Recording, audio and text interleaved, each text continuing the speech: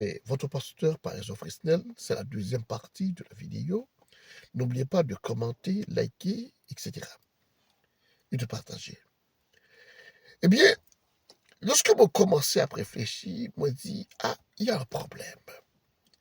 Ce n'est pas facile de parler du biais de nos dirigeants. Ce n'est pas facile de parler du biais de nos gouvernements. Depuis bien des années, si un seul bagaille a ici toujours fait, c'est parler mal, dirigeants nous, c'est parler mal, disons, nos représentants, c'est parler mal, peu importe mon difficulté, nous pas jamais trouver une possibilité pour nous parler de bien de eux-mêmes. Moi, je dis, mais il y a un problème. Est-ce que c'est parce que les Haïtiens sont tous corrompus? Parce que lorsqu'on entre dans telle dynamique, ça vient de faire que, ou même personnellement, on vient de se trouver visé.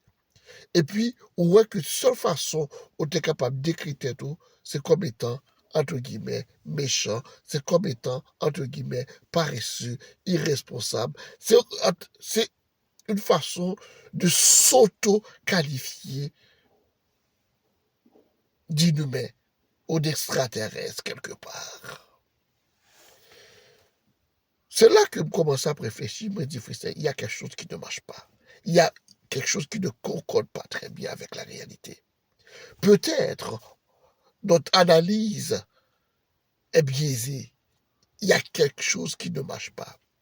Comment se fait-il que, depuis l'histoire de ce pays, depuis on peut commencer à partir de la seconde moitié du XXe siècle, partant à partir de cette frise 1900,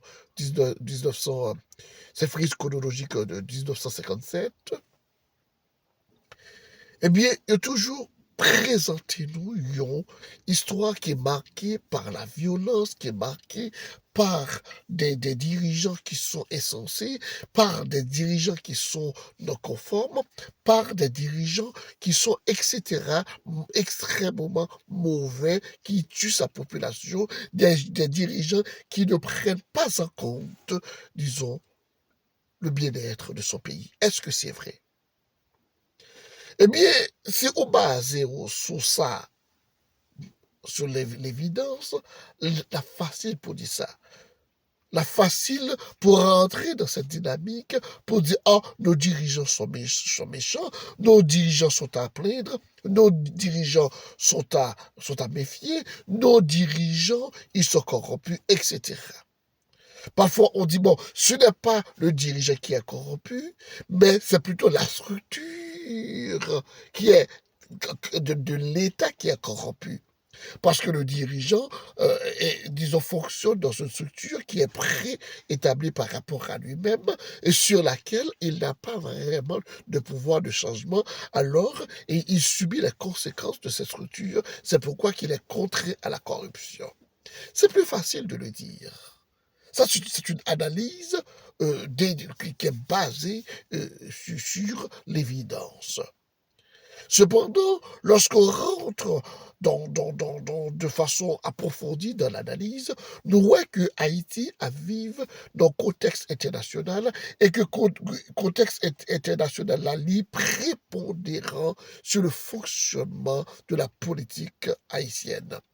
Contrôle international là, ou pas capable, est tellement fort sur la politique haïtienne, ou pas capable parler de la politique haïtienne sans qu'on pas parler de cette influence ou bien du pouvoir de contrôle, de mémise de l'international sur la politique ou les politiques internes d'Haïti. Eh bien, lorsqu'on arrivait dans une telle dynamique, on veut comprendre que non, faut qu'on change de façon de faire, faut qu'on change de méthodologie. C'est pour cette raison que m'a demandé pour aller vers la troisième vidéo pour être capable d'expliciter bien le sujet à vous-même.